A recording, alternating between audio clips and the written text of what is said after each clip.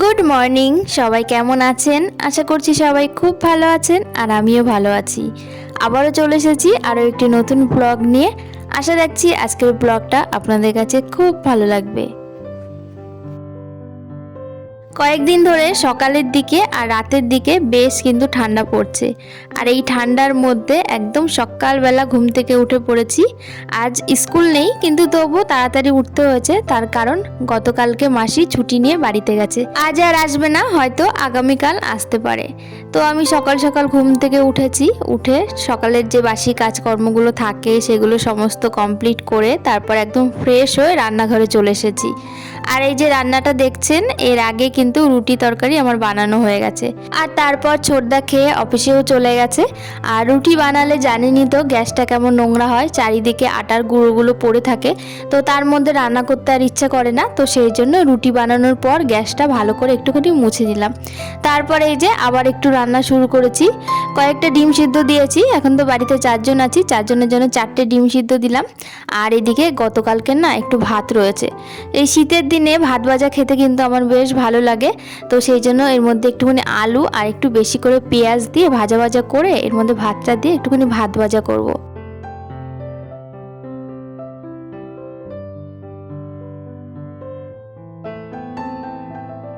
এরকমভাবে ভাত ভাজা করলে কিন্তু আমাদের বাড়ির সবাই খুব ভালো মানে পছন্দ করে। তবে আজকে আর সবাই তো নেই, আমি এই ভাত ভাজাটা খাবো। তো এটা আমার ছেলেও ভীষণ পছন্দ করে, খেতে চায়, তবে বাসি ভাত তো ওই জন্য আমি ওকে দিই না। দেখলে খেতে চাইবে কিন্তু আমি দেবো না। তো সেই জন্য ভাত ভাজা করে রেখে দিয়েছি কড়াইয়ের মধ্যে, একটা মানে ঢাকনা দিয়ে চেপে রেখে দিয়েছি, একটু গরম থাকবে। আর এবার ছেলেকে খাবারটা খাইয়ে দেব। ও ঘুম থেকে উঠে নানান রকম মানে সাইকেল চালানো, খেলাধুলা সমস্ত কিছু করা হয়ে গেছে। আর এখন ওই 10টা মতো বাজে, এখন একটুখানি বই নিয়ে বসেছে। আর এখন আমি ওকে খাইয়ে দেবো, কারণ 10টা বাজে, এরপরে আর খাওয়ানো যাবে না। মানে বাচ্চা মানুষ আর কতক্ষণ না খেয়েই বা থাকবে বলুন। মানে সকালবেলা উঠে ওই জল বিস্কুটটা খেয়েছে, আর উঠলো তো এই একটুখানি আগেই। তো যাই হোক, ওদিকে খাইয়ে দাইয়ে তারপর আমিও খেয়ে নিয়েছি। খেয়ে দিয়ে এই যে অনেক বাসন হয়েছে, এই বাসনগুলো এখন মেজে নিচ্ছি।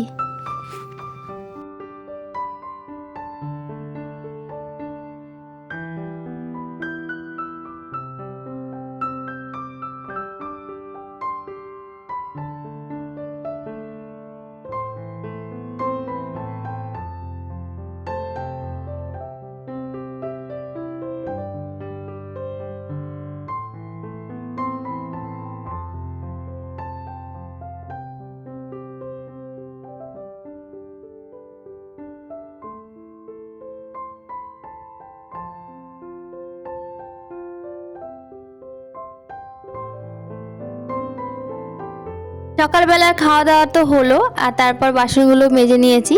আর এখন আসলাম আরেকবার চা বানাতে। সোনার বাবা আজকে খুবই লেট করে ঘুম থেকে উঠেছে, তো আমাদের তো সকালে সবার খাওয়া দাওয়া হয়ে গেছে, একমাত্র সোনার বাবা বাদে। আর যত বেলাতেই ঘুম থেকে উঠুক না কেন, ঘুম থেকে ওঠার পর 1 কাপ চা তো দিতেই হবে। তো যতই বেলা 10টা বাজুক আর 12টা বাজুক। তো যাই হোক, এদিকে চা বানিয়ে নিয়েছি 1 কাপ মতো। তো সোনার বাবাকে চা দিয়ে এবার চলে আসলাম বিছানাটা গোছাতে। অনেক দিন হয়ে গেল এই বিছানার চাদরটা পাতা রয়েছে, তো আজকে বিছানার চাদরটা পাল্টে দেব। বাড়িতে বাচ্চা থাকলে জানেন তো বিছানার চাদরটা একটু ঘন ঘনই পাল্টাতে হয়, কারণ বিছানার উপরেই তো সবসময় খেলাধুলো করে বা ছবি আঁকাআঁকি করে, তখন বিছানার চাদরটার বেশি নোংরা হয়ে যায়।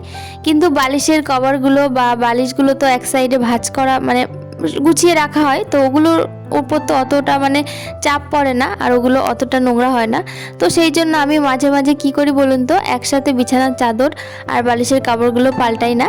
মানে বিছানার চাদরটা একটুখানি বেশি ঘন ঘনই আর কি কেচে দিই, কিন্তু বালিশের কভারগুলো ওই 10-12 দিন মতো পর পর করে কেচে দিই। তো যাই হোক, এদিকে বিছানার চাদর একটা পেতে নিলাম, একদম পরিষ্কার কাঁচা ধোয়া। আর এবার বালিশ কম্বলগুলো গুছিয়ে রাখবো। আগেই আমি কম্বলগুলো ভাঁজ করে একটা চেয়ারের উপর রেখেছিলাম, রেখে তারপর বিছানার চাদরটা পাল্টে দিলাম। আর এবার কম্বলগুলো জায়গা মতো রাখবো। বিছানাটা খালি থাকলেই বেশি ভালো লাগে দেখতে, কিন্তু এখন যেহেতু শীতকাল আর এই কম্বলগুলো তো একের পর এক রাখতেই হবে। ওই যে কথাই বলে না, বর্ষাকালে ছাতা আর শীতকালে কাঁথা।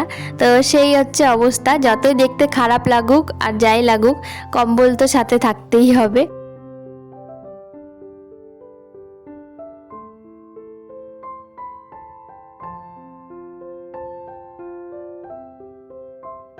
বিছানাটা সুন্দর করে তো গুছিয়ে নিয়েছি। আর এই যে বিয়ে বাড়ির নেমন্তন্ন ছিল দুটো, পাড়া প্রতিবেশী বিয়ে, তো সেখানে গিয়েছিলাম আর দুদিন করে এই দুটো শাড়ি পরে গিয়েছিলাম। একদম ধোয়া শাড়ি পরে গেছিলাম, আর ধোয়া শাড়ি যেহেতু, তো সেই জন্য আর ধুয়ে রাখলাম না, একটুখানি রোদ খাইয়ে রেখেছি। আর আমাদের বাড়িতে এখন রোদের প্রচণ্ড অভাব পড়ে গিয়েছে ছাদে ওই শেডটা লাগানোর পর থেকে। আগে যখন ছাদটা পুরো খোলা ছিল তখন মানে শাড়ি বলুন আর শীতকালে এই যে কাঁথা কম্বল যাই বলুন না কেন রোদে দিয়ে ভীষণ আরাম ছিল। কিন্তু এখন যেহেতু আর রোদটা পাওয়া যায় না, কাঁথা কম্বল এই শাড়ি রোদে দেওয়ার ভীষণ কষ্ট হয়ে গেছে। ওই সামনের বারান্দাতে একটুখানি রোদ পড়েছিল আধা ঘন্টা মতো, তো তখন এই আধা ঘন্টা মতো শাড়িটা একটু রোদে দিয়েছিলাম, দিয়ে এই যে এখন ভাঁজ করে গুছিয়ে রাখছি।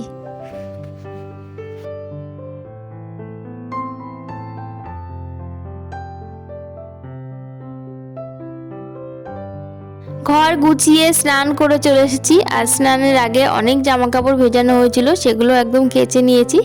কেচে এখন স্নান করে পুজোটা করে নিচ্ছি। পুজো করা হয়ে গেছে ঘরে, আর এখন তুলসী মঞ্চে একটুখানি জল ধূপকাঠি দেব, দিয়ে তারপর যাব ছাদে। অনেক জামা কাপড় কাচা হয়েছে, সেগুলো এখনো পর্যন্ত মেলা হয়নি। একদম কেচে তারপর বালতিতে রেখে দিয়েছি, যে একবারে স্নান করে পুজো দিয়ে তারপর ছাদে যাব।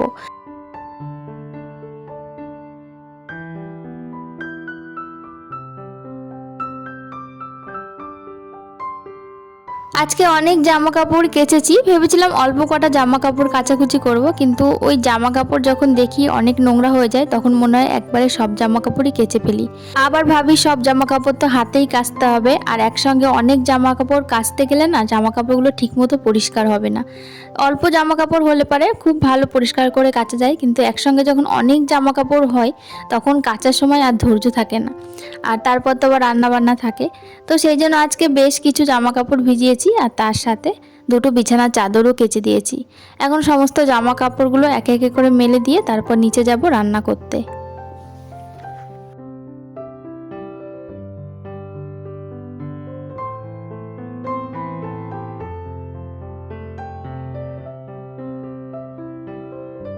আপনারা হয়তো আমার জামা কাপড় মেলা দেখছেন, আর তার সঙ্গে দেখতে পাচ্ছেন যে ছাদের অবস্থাটা। পুরোটা ছাদ ভর্তি কাঠ দিয়ে, জিনিসপত্র দিয়ে, নানান রকম জিনিস দিয়ে ভর্তি করা। তাছাড়া ছোটদা এই ছাদের উপরে একটুখানি কাঠের কাজ করছে, আর কাঠের কাজ করলেই তো জানেন চারিদিকে নোংরা কাঠের গুঁড়ো সমস্ত কিছু মানে ছিটিয়ে থাকে।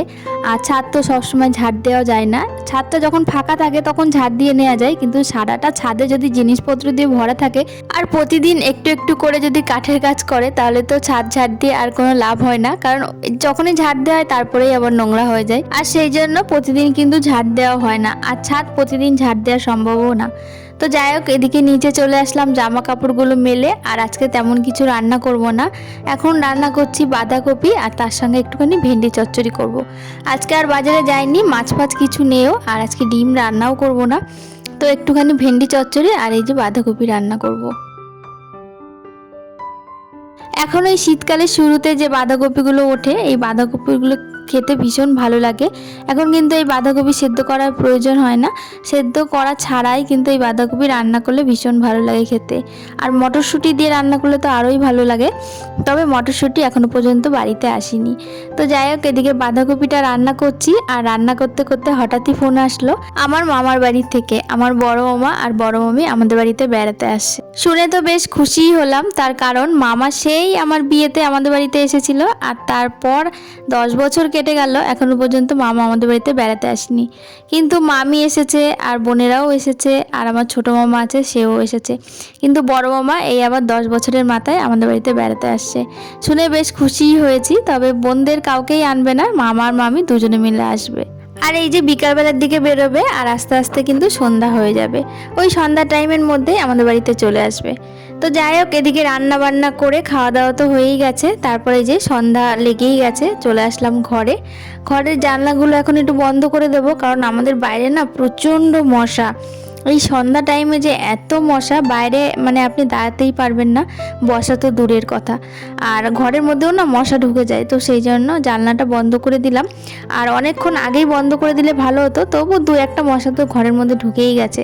আর মশার হাত থেকে বাঁচার জন্য কিন্তু এখন বাজারে অনেক কিছু বেরিয়ে গেছে, মশা মারার ধূপকাঠি, তারপর গুড নাইট, আরও অনেক কিছু ভ্যারাইটিস রকমের বেরিয়েছে।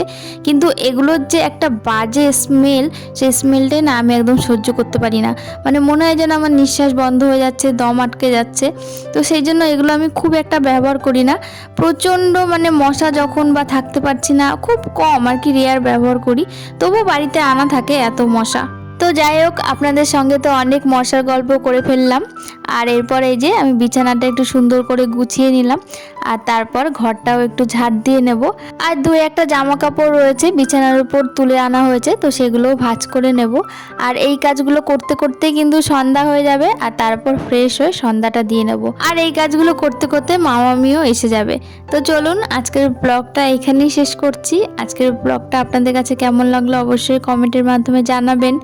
যদি ভালো লাগে একটা লাইক করে দেবেন। আর আমার চ্যানেলে এখনও পর্যন্ত যারা নতুন, অবশ্যই আমার চ্যানেলটি সাবস্ক্রাইব করে আমার পাশে থাকবেন। আবারও নতুন ভিডিও নিয়ে ফিরে আসবো একদিন বাদে। ততক্ষণের জন্য সবাই সুস্থ থাকবেন, ভালো থাকবেন এবং পরিবারের সবাইকে ভালো রাখবেন।